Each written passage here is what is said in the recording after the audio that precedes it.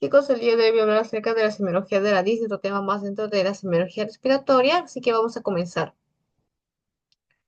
Bien, la disnea hace referencia a una sensación subjetiva que es difícil de evaluar, ya que se describe de diversas maneras por el paciente, refleja una incómoda conciencia de la propia respiración.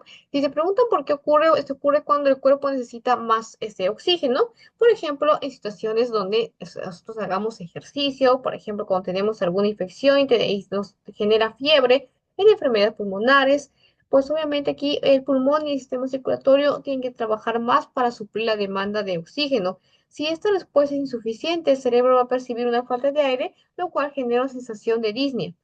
Su percepción depende de la cantidad de actividad física para desencadenarla. En este caso, se desencadena por el ejercicio físico y se mide según el grado de actividad física que el paciente puede realizar. Sí, pues hoy tenemos estadios de la disnea, 1, 2 y 4, y pues obviamente la 1 será la más leve, sin embargo ya la 4 conforme avance, pues habrá una severa, una marcada dificultad respiratoria incluso durante el reposo, que lo veremos adelante. Si te preguntas en este caso acerca de por qué este ocurre, recuerda que en situaciones, por ejemplo, que haya hipoxia, es decir, bajo oxígeno o una hipercapnia, cuando haya alto CO2, los quimiorreceptores en el bulbo raquídeo y en los cuerpos carotídeos va a detectar estos cambios, ¿sí? Cuando va a detectar ya sea un bajo oxígeno o puede detectar que hay mucho CO2, quieren los quimiorreceptores. Y esto va a estimular al centro respiratorio del cerebro y de esta manera aumenta la frecuencia y la profundidad de la respiración, lo cual puede generar disnea. El aumento del esfuerzo respiratorio luego va a ocurrir luego de este proceso anterior que acabo de explicar, por ejemplo, porque ocurre en enfermedades pulmonares como el EPOC, fibrosis pulmonar, la rigidez de los pulmones, obstrucción de las vías aéreas, los músculos respiratorios se fatigan y el paciente percibe una dificultad para respirar. Con respecto a la alteración de la mecánica ventilatoria, va a ocurrir también en casos de obesidad de la vena pleural, por esas causas también se puede desarrollar la disnea y también puede ser también por estímulo de receptores pulmonares. Recuerda que existen tres tipos de receptores en los pulmones que pueden inducir disnea: receptores de estiramiento, receptores irritantes, receptores J que se encuentran en los capilares pulmonares se responden a la congestión vascular como insuficiencia cardíaca y causan una respiración rápida y superficial. Y los irritantes, como te mencioné, pues se activan en presencia de estos irritantes y provocan tos y disnea. Entonces tenemos las causas de por qué se puede dar. Nuevamente te lo vuelvo a decir, cuando se activan los quimioreceptores por exceso de CO2 o por bajo oxígeno. Segundo, por aumento de flujo respiratorio en enfermedades como el EPOC, fibrosis pulmonar, y eso debido a la rigidez de los pulmones. Tercero, por el caso hay una alteración de la mecánica ventilatoria, por ejemplo, en casos de obesidad, derrame pleural, y cuando hay estímulos receptores pulmonares, por ejemplo, por los receptores. También es importante diferenciarlo de otros signos y síntomas. Está, por ejemplo, la taquimia, es diferente a la disnea. La taquimia hace referencia al aumento de la frecuencia respiratoria, puede o no acompañarse de disnea. La hiperventilación no es lo mismo que la disnea. Recuerda que hiperventilación hace referencia a una ventilación excesiva que reduce los niveles de CO2, es decir, se exhala rápidamente y conforme exhalas, recuerda que al exhalar eliminamos CO2, pero ¿qué pasa si de una manera excesiva eliminamos demasiado CO2? Y eso me puede producir también un estado de alcalosis, porque el CO2 nos da la acidosis y se elimina aquella sustancia que es ácida. Lo contrario sería que el organismo se vuelva a venir alcalino. Fatiga o cansancio también puede deberse a causas neuromusculares y no siempre está relacionado con la disnea.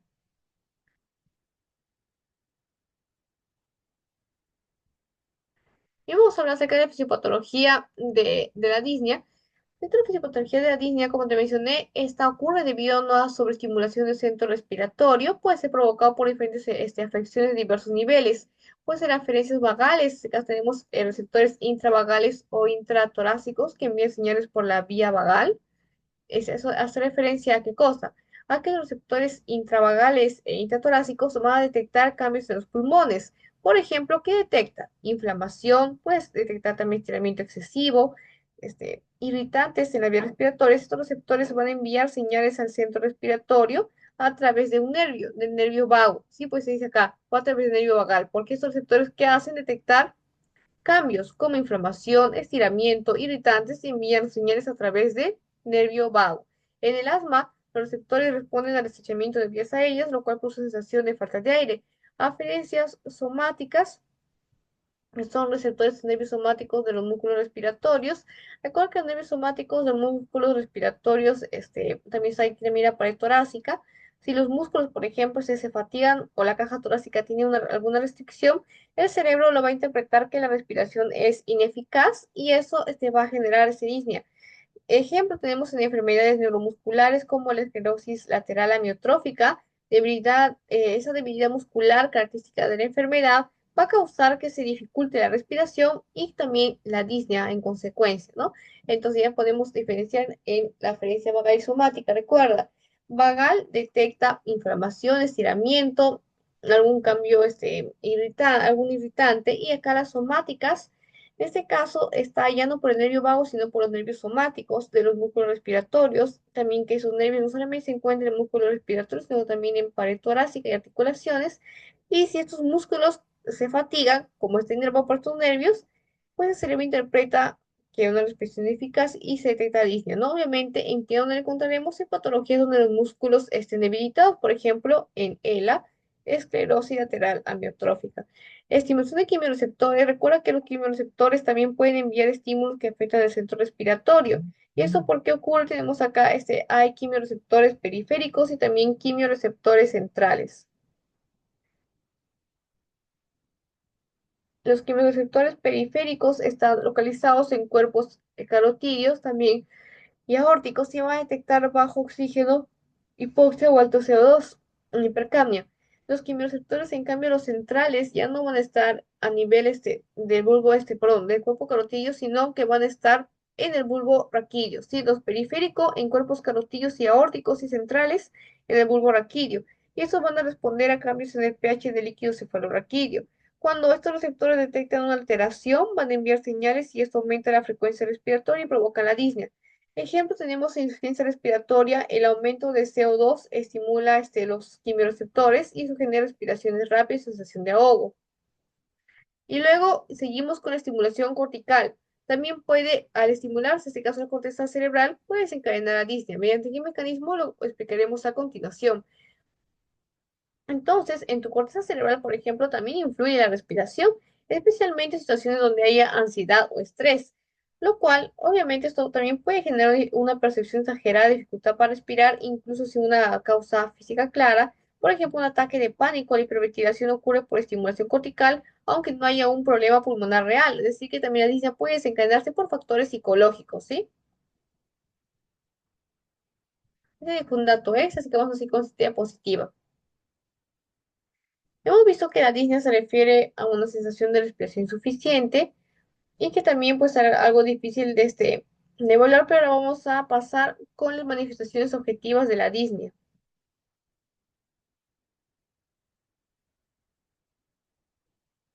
Entre las manifestaciones objetivas de la disnea se encuentra la hiperventilación, la taquimia, tirajes múltiples y aleteo nasal.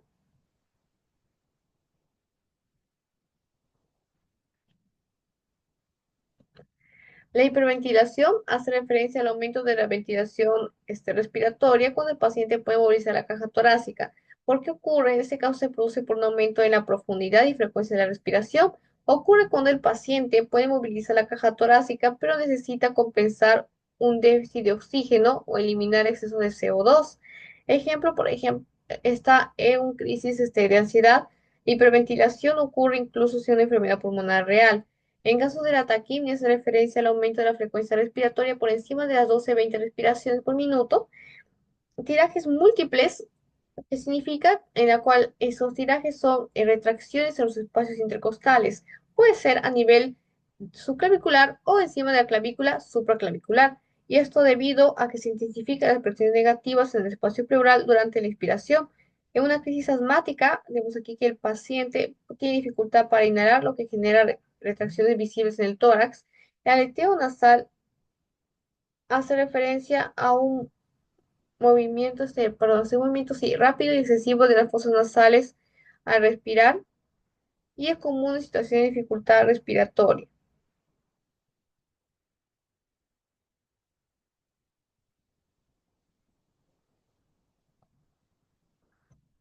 Es muy común observarlo también cuando hay insuficiencia respiratoria en niños. El aleteo nasal es un signo que nos indica dificultad respiratoria severa.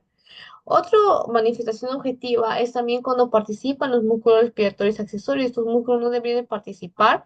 Sin embargo, si lo vemos que están activos, pues obviamente indicaría una patología. En este caso, el uso de músculos adicionales para ayudar a la respiración, como músculos del cuello, como el esternocleidomastoideo y también de la parte superior del tórax. Esto sería anómalo, ya que nuestro principal músculo de inspiración sería diafragma. Si se empiezan a emplear otros como el esternocleidomastoideo, sería el uso de músculos accesorios, que nos indicaría insuficiencia respiratoria.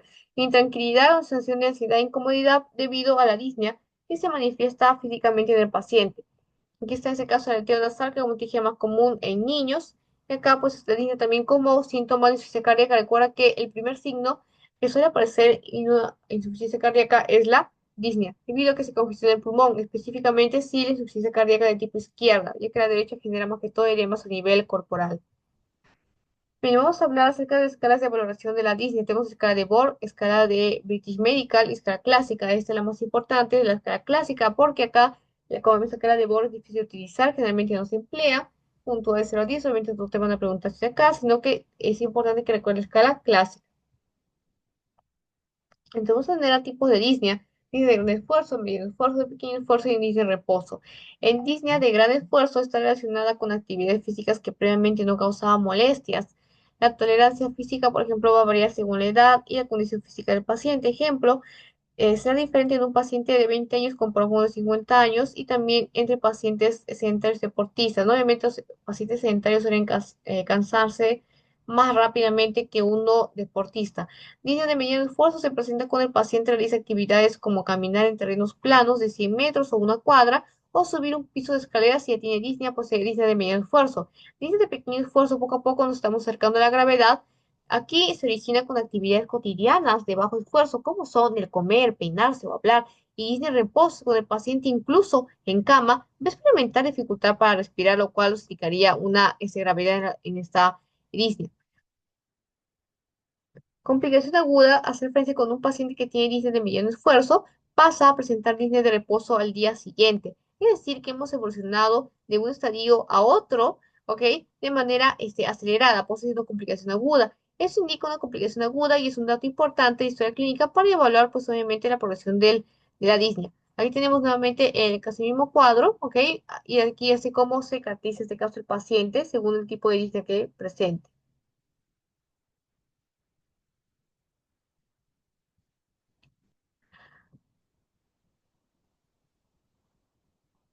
Ahora sí vamos a pasar a hablar acerca de la disnea, pero según la posición. Tenemos acá en ortopnea, la trepopnea, platimnea y disnea paroxística nocturna. Vamos a explicar a continuación cada una. La ortopnea hace referencia a una disnea de dificultad respiratoria cuando el paciente está en decúbito. Es decir, que el paciente no puede estar acostado en posición horizontal en ningún momento porque se va, siente en ese el momento que se echa, siente dificultad respiratoria. Y vamos a ver que si diferencia de la línea paroxística nocturna, no te confundas, ya que acá también hay una intolerancia al decúbito, pero va a ser diferente a la ortopnea, porque acá es instantáneamente. Sin embargo, la línea paroxística nocturna es después de que se echa pasada algunas horas, es donde se presenta la dificultad. Trepomnea hace referencia a intolerancia de decúbito, pero lateral, es diferente a un decúbito, ¿no? Este decúbito lateral, es decir, de costado, y es común en pacientes con derrame pleural, muy común en pacientes que tienen derrame pleural. La platimnia hace referencia a una intolerancia a la posición sentada y no tiene una explicación fisiopatológica conocida.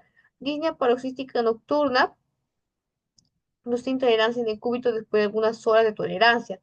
Es decir, que acá se diferencia de la autonomía porque acá el paciente se echa y no puede estar acostado en posición horizontal en ningún momento. En cambio, en la paroxística nocturna el paciente se echa para dormir, pasa algunas horas de que está durmiendo y se despierta por sensación de ahogo. Y eso es muy común en la insuficiencia cardíaca congestiva, incluso está como criterio mayor de insuficiencia cardíaca congestiva. No te vayas a olvidar acerca de los tipos de disnea, acá tengo algún dato. Vamos a hablar acerca de la etiología de la disnea. Podemos clasificar a disnea de tipo respiratoria y a también disnea cardíaca. La disnea respiratoria, aquí están las causas relacionadas a nivel pulmonar, y la disnea cardíaca, causas también con el que afectan el corazón. Disnea respiratoria, esta causas bronquiales, por ejemplo, asma, EPOC, bronquitis crónica, obstrucción de vías respiratorias. porque vamos a ver que en el asma, por ejemplo, la bronquitis crónica, va a haber inflamación de la mucosa bronquial, se contrae también músculo liso de bronquios y esto reduce el diámetro de las vías aéreas. También habrá ese aumento de la producción de moco, y eso pues esa hiperproducción de moco dificulta el paso de aire, generando obstrucción y con ello también la genera sensación de disnea. Hiperinsuflación pulmonar en el EPOC. Hay atrapamiento de aire debido al colapso de los bronquios pequeños y esto impide también adecuada respiración. La disminución de intercambio gaseoso, recordemos que la obstrucción limita la ventilación alveolar y por ello también reduce la oxigenación de sangre. En las causas parenquimales está la neumonía, fibrosis pulmonar, tuberculosis. Tenemos, por ejemplo, que la neumonía y acumulación de exudado inflamatorio en alveolos, lo cual impide la correcta oxigenación. Engrosamiento de membrana alveolo-capilar, por ejemplo, también como causa parenquimales por fibrosis. En la fibrosis pulmonar, esa rigidez del tejido del pulmón reduce la capacidad de expansión y también la difusión de oxígeno. Destrucción del tejido pulmonar, por ejemplo, en la tuberculosis. La tuberculosis, la inflamación crónica genera cavidades en el parénquima y disminuye también la superficie de intercambio gaseoso. Entre las causas intersticiales se encuentran enfermedades pulmonares intersticiales, la neumonitis. Recuerda que acá en este caso se provoca el engrosamiento de la barrera alveolo-capilar, dificulta la difusión de oxígeno y la fibrosis progresiva por la cicatrización del intersticio que va a impedir que se expanda el pulmón y eso genera una restricción de la ventilación. Entre las causas vasculares se encuentra también embolia pulmonar, la hipertensión. Recuerda que la embolia pulmonar anteriormente fue un trombo, ese trombo este, se desplazó, se movilizó y se convirtió en un émbolo. Entonces, este coágulo va a bloquear la arteria pulmonar, reduce la perfusión y causa hipoxia. Y también en hipertensión porque aumenta la resistencia vascular pulmonar y con ello también aumenta la presión de arterias pulmonares, lo que dificulta la circulación e intercambio gaseoso. Entre las causas pleurales están derrame pleural, neumotórax y pleuritis. Y con respecto a la pared torácica, será alteración de la caja torácica, deformidades, fracturas costales y mialgias intercostales. Puede ser, como te mencioné, por compresión pulmonar, por ejemplo, el derrame pleural, el líquido acumulado en la cavidad pleural impide la correcta expansión. El colapso pulmonar puede ser por neumotórax, la entrada de aire en la cavidad pleural, colapso del pulmón y dolor pleurítico por la pleuritis que provoca un dolor al intento de respirar y limita también la ventilación. Causas de la pared torácica puede ser una deformidad, una fractura costal, por ejemplo, alteración de la caja torácica como escoliosis o sifosis, puede reducir la capacidad ventilatoria, dolor que limita la respiración está en fracturas costales y mialgias intercostales, causa dolor al respirar y conlleva una hipoventilación. Ahora pasaremos a hablar de la disnea cardíaca. La disnea cardíaca se debe pues, a estas causas. Recuerda que lo importante no es la fisiopatología que te expliqué, no te van a preguntar fisiopatología, sino más que todas las causas, aunque no te, tampoco es necesario que te aprendas todo este listado solamente para tener su concepto. En Disney, más que todo te va a preguntar los exámenes, tipo si estadio 1, 2, 3 o 4, ¿no?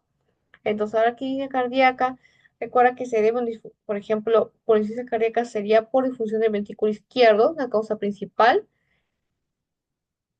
Esa línea cardíaca ocurre cuando el corazón no puede bombear eficientemente la sangre, lo que lleva a la congestión pulmonar y alteración de intercambio gaseoso. En las causas valvulares se encuentran enfermedades que afectan las válvulas cardíacas. Por ejemplo, está este mecanismo fisiopatológico desde la obstrucción, estenosis mitral aórtica que impide el flujo normal de sangre, la regurgitación, también puede ser este caso como parte de la patología valvular por insuficiencia mitral o aórtica. Recuerda que hay una obstrucción en las estenosis y una regurgitación en las insuficiencias. En este caso, el flujo retrógrado de sangre sobrecarga el ventrículo izquierdo. En vez de pasar la sangre de ventrículo izquierdo, por ejemplo, hacia aorta en caso de una insuficiencia aórtica, la válvula está dañada y regresa la sangre desde esa aorta hacia el ventrículo. Entonces, eso, el ventrículo izquierdo se va a estar sobrecargando de sangre y esto pues va a estar lentificando porque está sobrecargado de sangre, va a lentificar cuando pase la sangre de aurícula izquierda a ventrículo izquierdo, por lo cual la aurícula izquierda también se congestiona. Y esta aurícula izquierda están llegando a las venas pulmonares, por lo cual aumenta la presión de venas pulmonares, de esta manera se congestiona el pulmón. Y esta es la explicación de por qué una insuficiencia mitral o aórtica puede causarme también una disnea por congestión pulmonar. La disnea se produce por acumulación de líquido en pulmones y también por disminución de transporte de oxígeno.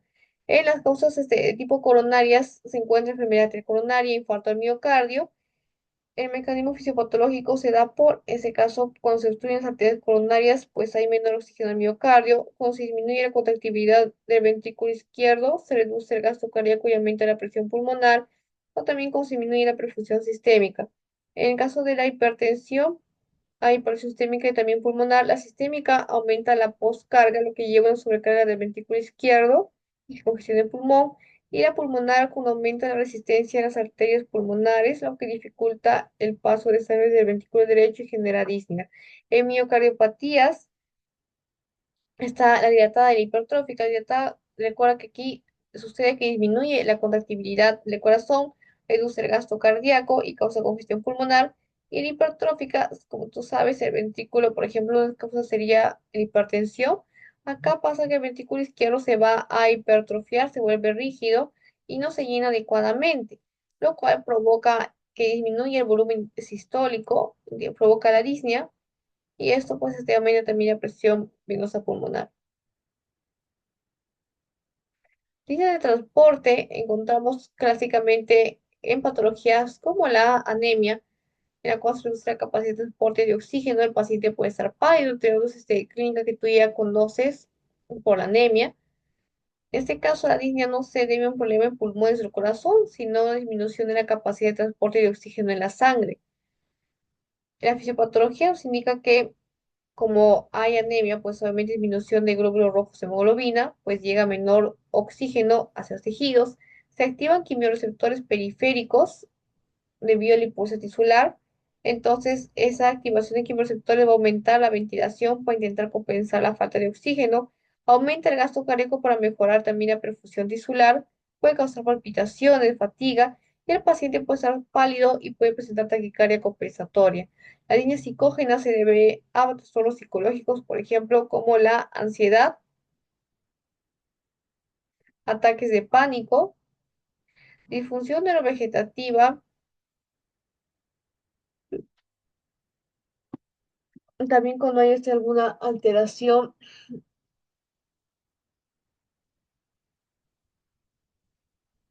como se ven unos trastornos de regulación autónoma del sistema nervioso.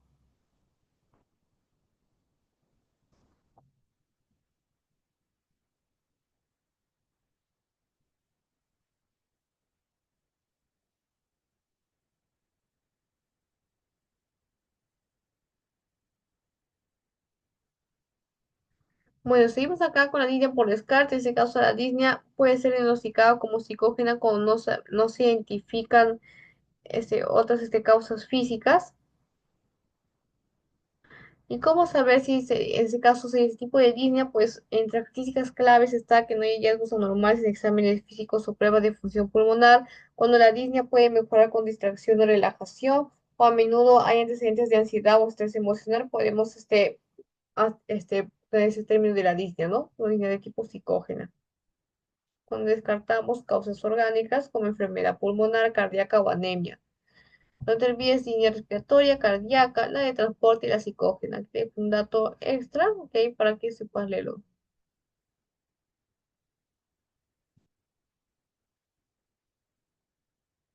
Así que vamos a hacer un pequeño repaso ya para culminar este tema.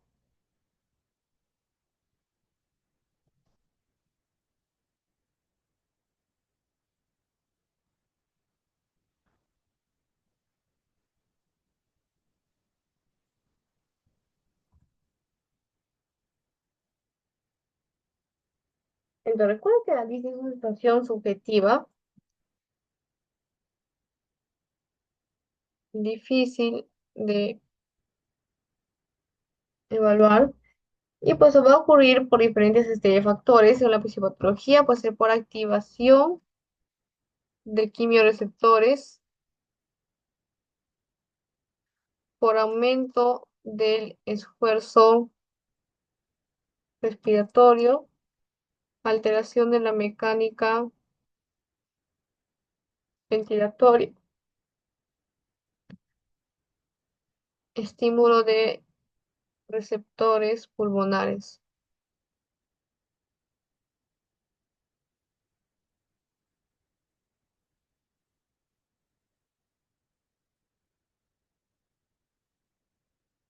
Entonces, en caso de que sea, por ejemplo, por activación de quimiorreceptores, puede deberse por situaciones de bajo oxígeno como hipoxia o hipercapnia.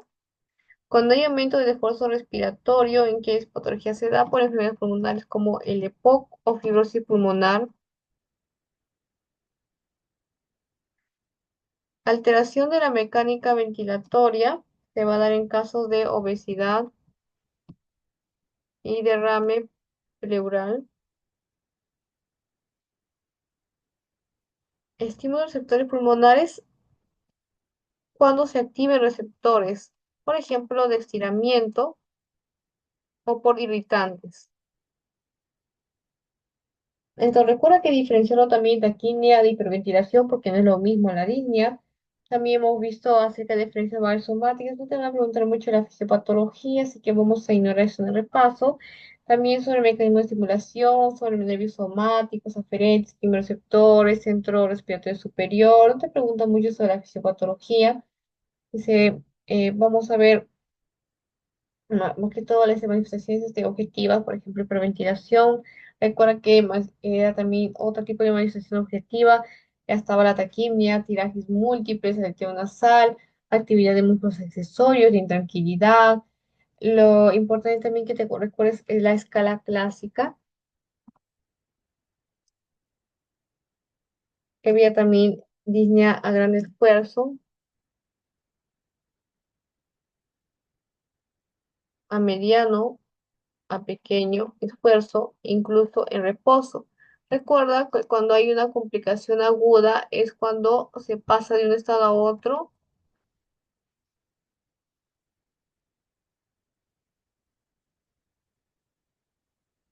de manera muy rápida, indica un problema severo.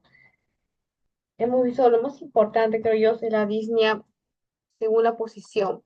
Lo demás, lo que es explicado de patología, solamente para que comprendas, no te memorices la fisiopatología porque no se le venía en exámenes. Más que nada, por ejemplo, signos, ¿no? ¿Qué es ortopnea? ¿Qué es la tripopnea? ¿Qué es la platimnea? Timnia, ¿qué es disnea paroxística nocturna? Entonces, ortopnea sería intolerancia al decúbito, pero en la cual no tolera ningún momento, no tolera en ningún momento. La trepomnea es intolerancia al decúbito pero lateral y es demasiado común en el derrame pleural. Platimnia hace referencia a una intolerancia al estar sentado. Y la paroxística nocturna, paro- es muy similar a la primera, a la ortopnea, pero con la diferencia que la ortopnea no puede estar en decúbito en ningún momento, pero en cambio nocturna el paciente duerme, está algunas horas echado y después se despierta con sensación de disnea, de ahogo. Hemos visto también la disnea respiratoria y disnea cardíaca, acercarse de las causas también, bronquiales parenquimales, la cardíaca por enfermedad valvular, insuficiencia cardíaca, entre otros aspectos que te expliqué, ¿no? Entonces recuerden la insuficiencia cardíaca también una causa importante, disnea y es la primera manifestación, y específicamente si es del tipo izquierda, insuficiencia cardíaca izquierda. Porque en ese caso está aurícula derecha, ventrículo derecho, aurícula izquierda, ventrículo izquierdo, va, si hay, por ejemplo, ese izquierda, supongamos que no funciona bien, está, por ejemplo, hipertrofiado el ventrículo, no pasa, no vitamina sangre, la sangre está aquí llenando en exceso al ventrículo. Luego, esto, bueno, como tú sabes, pasa la sangre del auricular izquierda al ventrículo izquierdo y como está lleno de sangre, lo va a lentificar el paso, por lo cual la aurícula izquierda también se empieza a congestionar, al igual que el ventrículo izquierdo, se congestiona, se dilata y esa congestión lo pasa a las venas pulmonares que llegan hacia ella y las venas pulmonares van a transferir hacia capilares pulmonares del pulmón y eso por ello que se nos genera toda esa clínica, ¿no? Nos genera ese caso de la clínica de, como está habiendo ya una congestión pulmonar, habrá una disminución de ahogo. Entonces sería con respecto a este repaso, a esa retroalimentación.